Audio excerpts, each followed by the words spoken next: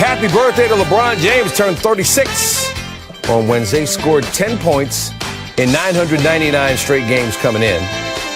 Looking to become the first person in NBA history to reach 1,000 straight games in double digits, which is remarkable when you think about it. Early in the game, Dennis Schroeder, who scored 21, gives it up to James. Making it look easy in his 18th season, Los Angeles by 8 after the first. Second quarter, he's at 9 points in the game. He's going to go to the hook shot. So that's $1,000 in double digits for LeBron James. Under 6 to go in the half. Spurs down 9. Montrezl Harrell tries to dunk it, but check out Drew Eubanks for the block. Spurs off and running. DeMar DeRozan dunking on Harrell at the other end, so just not a good trip up and down the floor for Montrezl Harrell. DeRozan at 23. DeJounte Murray with 29 for San Antonio. LeBron James drives through 3 Spurs, gets the foul, but somehow gets that shot to go. 17 points in the first half. Lakers by 10 at the break. Early fourth. Wesley Matthews, big game for him. 0 for 8 from 3 entering the game. He was saving them. Went 6 for 6 from beyond the arc Wednesday for all of his 18 points. Just over 2 minutes left. Lakers up 10. Kentavious Caldwell-Pope to James. Exclamation point. 26 points, 8 assists, 5 rebounds. Lakers win it 121-107 as James is sharing gifts with a young fan. You know, there's no ceiling for my game, and I feel just as good as I did at 35 or as I did at 32 or as I did at 29. Just want to keep on, pushing the envelope. Let's see how far I can take this thing. Right now, I got some wine waiting on me.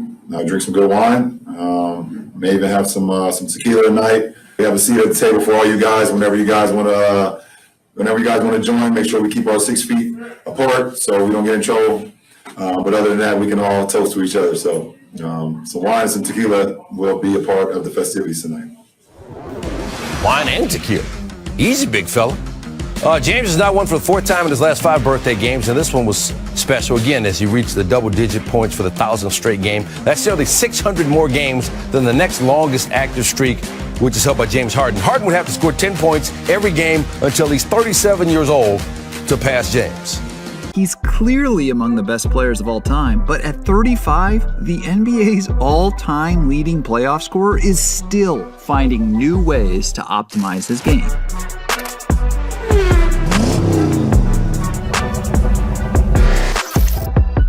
James has been to the NBA Finals in 9 of the last 10 seasons, which is incredible, but becoming the league's all-time playoff minutes leader has also taken a toll. As he nears 2 full decades in the league, it's forced him to find ways to manage his workload and to conserve his energy. 35-year-old LeBron will tell 27-year-old that you don't even know your game.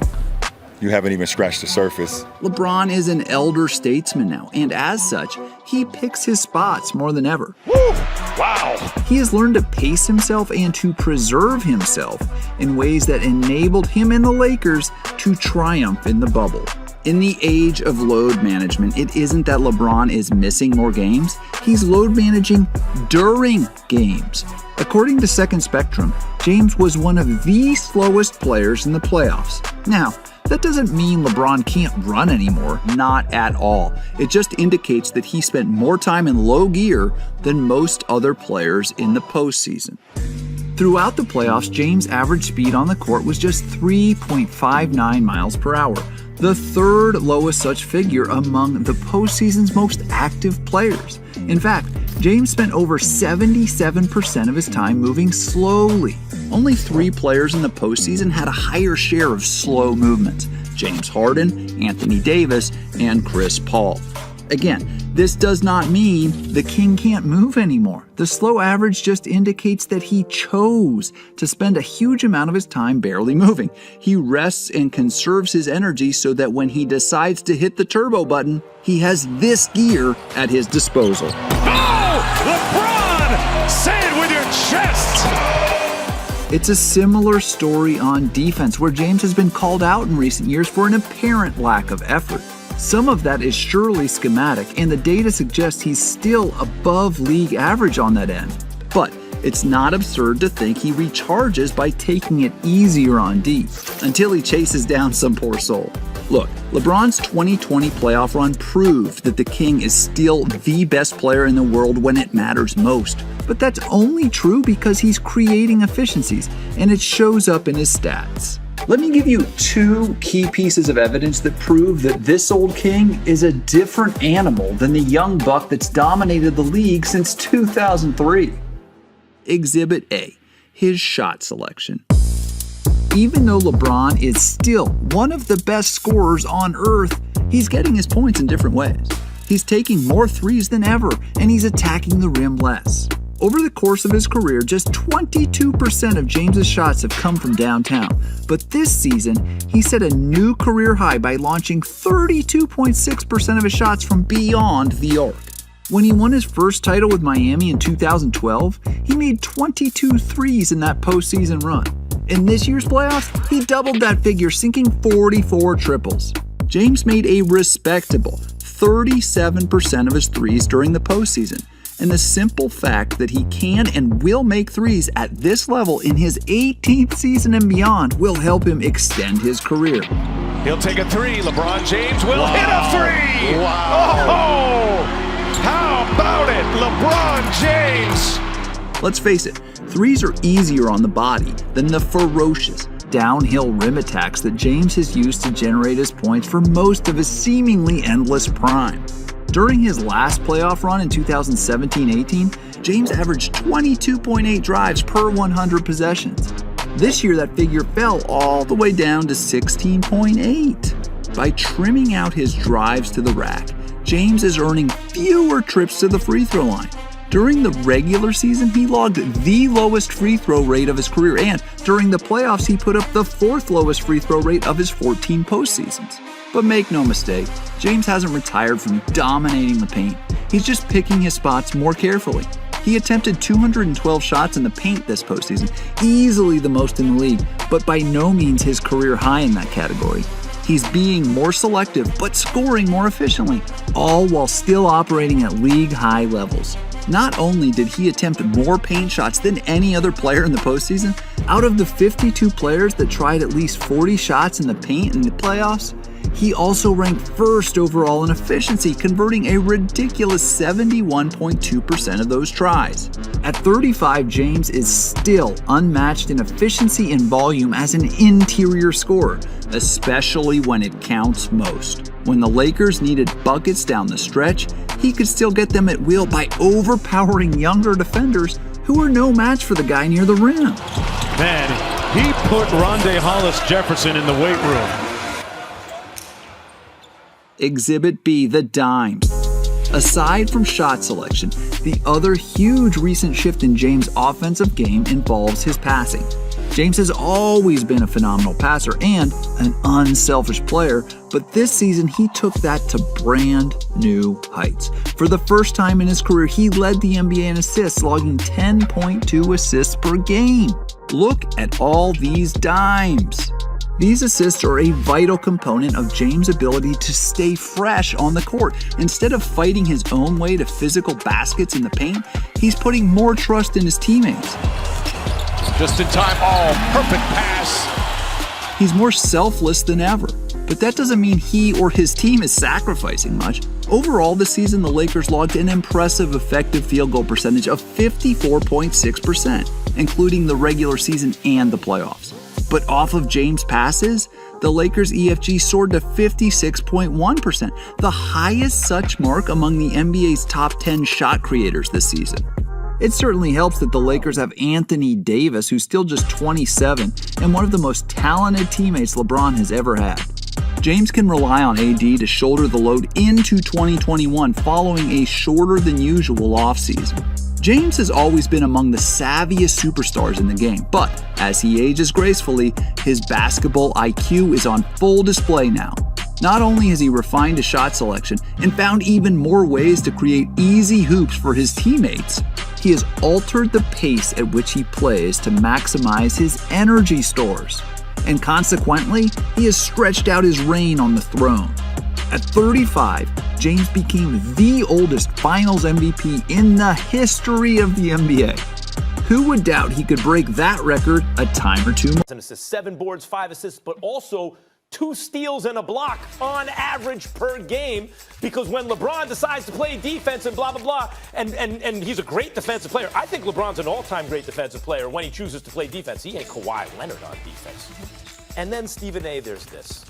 Why is it really that guys like you and me, other than over the course of their career, LeBron has more value than Jordan because he's played much longer at a high level. But at their peak, Jordan was better than LeBron. Not only do the numbers say that, but Stephen A. Smith, the real reason is if they're on kind of equalish teams and the money's on the line and it's Game 7, even though Jordan didn't go Game 7, and they played 100 times, you and me don't believe LeBron would get MJ even one time with the money on the line. MJ had But Kawhi Leonard is no MJ. And MJ had that thing in him. I'm not claiming Kawhi is MJ. Doc Rivers is going overboard because that's his guy. But Kawhi doesn't care. Like, you've made the point before, LeBron doesn't like it on the free throw line at the end of games. LeBron's considering things like, it's a lot to live up to. Kawhi has money from the free throw line now. Kawhi Leonard doesn't have a pulse. It doesn't change. It's unbelievable. And so if it's close and they've played head-to-head one time in a high-profile game and Kawhi's team won, by the way, doing all this without Paul George. You bring up the fact 5-1, 5-2. They lost to Utah. They lost to Phoenix. The Lakers only have the one loss to the Clippers. LeBron has had the services of Anthony Davis the entire season. But you're looking at who's also an MVP caliber You're player. looking at everything, and I get that. And I also have to take into account Paul George ultimately coming back, because we keep forgetting Paul George is a star, and Paul George is a monster himself, and he's going to elevate the Clippers. But I would like to add this. I'm telling you right now, the way LeBron is looking right now and the way he's talking, I like it because I see a man that's saying, all right, y'all, I'm back. And by the way, I'm healthy. Let me put a stop to all of this, which is what I wanted him to do opening night. He didn't do it, but he's doing it now. I believe it will continue. I believe that the Lakers are going to win the chip. That's what I believe. Long as when Kawhi checks in, we don't see from LeBron. Oh, right. man. That's right. And that was before Kawhi knew what he was doing. It better not happen. Because when it comes to the Lakers and Clippers, I know what the Clippers are, and I know they're a better team collectively. They're a better team. Max, you think LeBron's been the most impressive Laker, right? You should be able to overcome LeBron and AD. That's why I got my eyes on this. This is what it's going to come down to. LeBron has played out of his mind great. The fact that he's in year 17 doing this He's phenomenal. Is so far beyond anything we've ever seen from an athlete this advanced in their career in any sport, because no one in their 17th year ever came close to this in basketball. No one. It's amazing. AD has played, you could make an argument he's the MVP. Danny Green has been great. I love me some Danny Green. Dwight Howard is the one that surprised me the most and impressed me the most based on where we perceived he was in his career versus how he has played. He shot perfect in 2 games this season. 8 for 8 from the field in one game they won, 7 of 7 from the field in another. Other than that, he didn't do much offensively. Every other game, he's been limited to 3 shots or less. Maybe it might behoove the Lakers to get him the ball a little bit more. But now LeBron is better than Kawhi. LeBron is better than the Greek Freak. LeBron James is still the best player in the world. Excuse me, hold on, wait a minute. The only evidence you have, Max, is the fact that he wasn't participating in the postseason and they were. Yeah, but that's it. That could actually be a benefit. Exactly. First time in 9 years. It may be. But when last seen, you have to go, the real LeBron hasn't been seen since the playoffs of the previous season. Let me ask you this question. Aren't you one of those guys that, for the most part, believes that injury should not take away the mantle? In other words, if you injured and you weren't playing, then let's see what you have when you come back. It depends. It's a unique circumstance. What's the unique? We've never seen a guy this deep into his career still among the best players in the game, ever. LeBron. So if he hasn't been his best self in over a year now. But the last time we saw this brother, in the playoffs, we know what he did. And the last time we saw him during the regular season, when he was playing, the Lakers were the 4th seed in the West. And then he goes down and they So did Lonzo go down. Lonzo, but really, yes. In this conversation, we gonna bring up Lonzo. Really? Lonzo had a tremendously positive effect on that team. Listen, he had a positive effect, but he wasn't the difference maker. He was a contributor. We get it. Okay. I understand. Come on, man. How are we gonna? I'm sitting there. You got me. I'm mad at you now. You got me sitting here defending LeBron James like this. How can we sit up here and strip him of his supremacy because he got injured? Let's back up for a second. I want to table Antetokounmpo because that's a legit argument. I want to focus on Kawhi. Okay. Kawhi Leonard, I thought, when last healthy, if you can't strip a guy when he's injured, before Kawhi got hurt in San Antonio, there were plenty of people, and I was one of them, who thought he was the second best player in the world, not KD. Kawhi, because Kawhi's defense was on its own level, and then suddenly his offense, while not quite as good as LeBron or KD's, was on their level. He was third out of three if you want to compare him, but all of a sudden it's like, oh, wait a minute, Kawhi has MVP-level offense? To go with that defense, a proven champion. Max. So when he got back from injury, let's see how he played. Regular season, he was an elite player. Playoffs, he was a monster. LeBron is 34, going 35 years old, if I remember correctly, or whatever. He comes back. Okay, we understand that the Lakers had their struggles or whatever. I'm talking about 8 straight trips to the final, the way that he balled, how he made others better around him. Numbers didn't dip. And oh, by the way, the old man with LeBron James, who got more hair issues than me, by the way. I just want to state that for the record, okay? He has more hair issues than me. I'm 50. All right, you know, I got an excuse. Okay. I don't know about him. Now but let me you're tell you poking fun at LeBron. Of course. Okay, yes, I am. Oh, far be it for me to do that. It's all love, LBJ. It's all love. Here's the deal. Let's look at this. The last few games, Max, since February. Let me just throw this at you.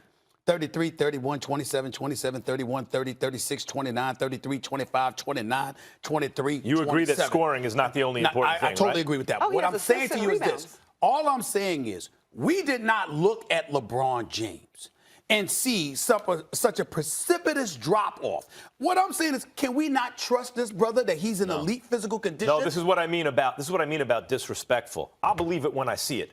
LeBron James hasn't been the best version of himself, which he saves for the playoffs, since the playoffs over a year ago. Right. Kawhi Leonard, he don't deserve that. Just destroyed the Greek freak and everyone else in his way. From you? No. Oh, I forgot who I'm listening to. Mr. Cliff with Tom Brady. My bad. You don't respect the greatness that people record, Max. Who's the best quarterback in football right now? Patrick Mahomes. There you go. You guys are bringing it right now. We're going to